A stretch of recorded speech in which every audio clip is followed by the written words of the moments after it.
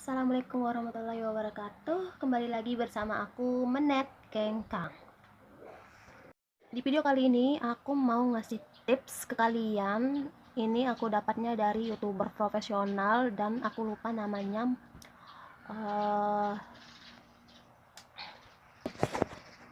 Ini khusus buat pengguna komputer ya. Dan aku tidak mempraktikkan cara ini karena aku cuma YouTuber modal handphone ya teman-teman. Nah, tapi buat kalian yang YouTuber pakai edit foto pakai komputer, kalian bisa ikutin tips dari YouTuber profesional ini. Aku akan ngasih tahu satu persatu ke kalian. Langkahnya cuma 10 langkah ya. Bukan 10, 12 ya. Ada 12 langkah. Kalian bisa ya, jangan lupa tekan tombol subscribe di channel aku dan jangan lupa share dan komen, siapa tahu bermanfaat bagi teman-teman kita yang lainnya. Ada 12 langkah dasar yang perlu kita ketahui. Perlu kita ingat bahwa gaya pengeditan kita akan berkembang seiring berjalannya waktu. Namun berikut tips mudah untuk membantu kita untuk memulainya. Menariknya, pengeditan sudah dimulai jauh sebelum pemotongan pertama. Ini dimulai saat pengambilan gambar. Langkah pertamanya adalah ambil gambar berulang-ulang kali. Ini bertujuan untuk kita bisa memilih beberapa opsi untuk kita pilih. Dan pastikan juga semua kita rekam di setiap sudut yang kita perlukan untuk direkam.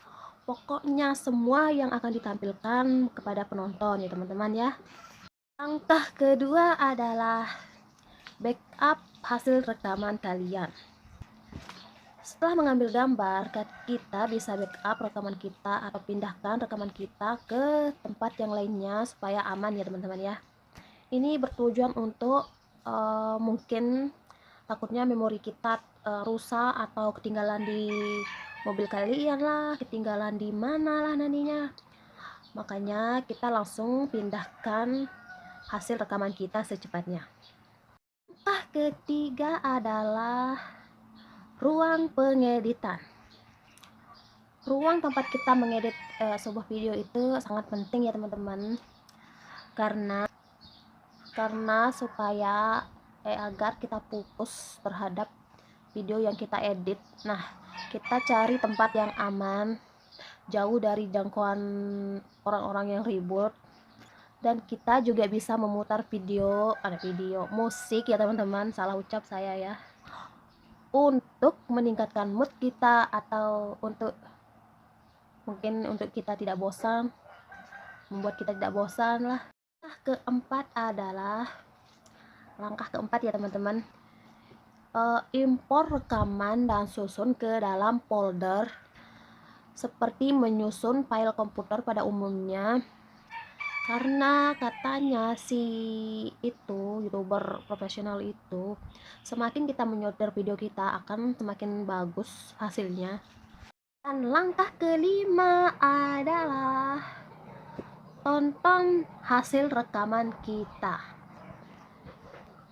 Luangkan waktu untuk menonton hasil rekaman kita. Ini berfungsi untuk membantu kita mengingat setiap rekaman.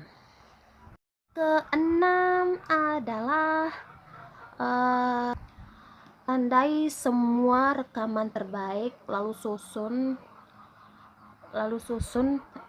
secara berurutan ya teman-teman ya, sesuai dengan urutan kronologi.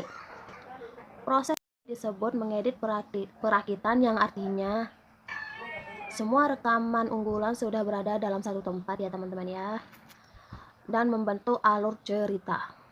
Ketujuh adalah pemotongan halus, yang maksudnya adalah kita harus mulai memotong video kita lebih banyak lagi, hilangkan bagian awal dan akhirnya, dan buat cerita kita. Hilangkan kata dan dan jeda yang lama atau bagian-bagian yang membosankan. yang tujuannya adalah agar alur video berjalan dengan cepat dan efisien. Kedelapan adalah tonton ulang, jeda, dan ulangi. Perhatikan urutan video secara berulang kali ya teman-teman ya.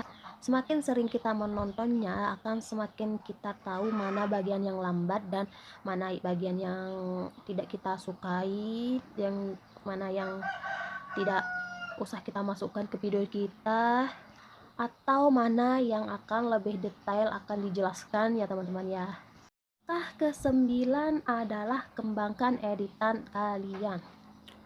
Ini karena berhubung aku nggak pakai komputer, aku nggak bisa ngasih contohnya, kan aku juga youtuber pemula yang masih pakai handphone, jadi mungkin kalian mengerti apa yang aku maksud, dan buat yang tidak mengerti aku mohon maaf, karena aku juga youtuber pemula yang ingin bagi tips yang aku dengar dari youtuber profesional kemarin, karena dia ngasih aku secara khusus di creator studio aku. Jadi ini tips banget buat aku untuk ngasih ilmu ke kalian juga. Dan alhamdulillah aku udah sampai langkah ke 10. Dan langkah ke 10 adalah pengeditan suara. Katanya si penonton itu tidak suka sama video yang suaranya buruk, yang mungkin kayak video aku yang ini. Jadi kita harus merekam suara kita dengan baik, rekam video kita dengan baik ya teman-teman ya. Musik juga sangat penting untuk membentuk nuansa konten kita. Dan salah satu tempat menemukan konten musik yang gratis no copyright itu ada di YouTube kita. Kita langsung download aja caranya. Nanti aku akan bagi caranya kalau kalian belum tahu. 11 adalah mixing suara kita. Pastikan suara kita terdengar jelas. Ho, udah jelas suaranya aku.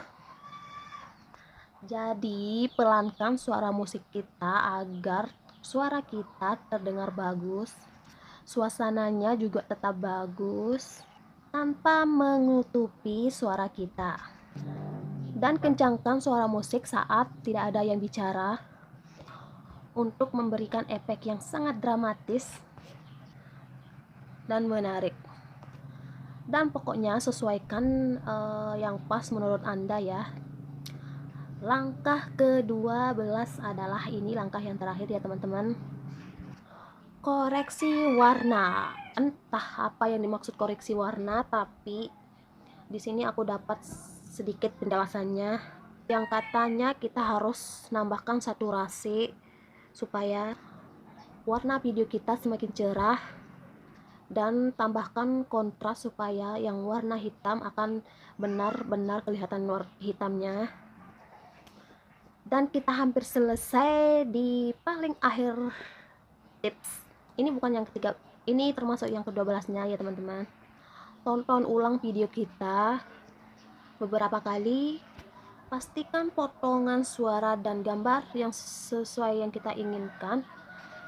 Video kita beberapa kali, pastikan suara kita dan gambar yang kita ambil sudah sesuai seperti yang kita inginkan. Dan kita sudah siap mengekspor ke YouTube.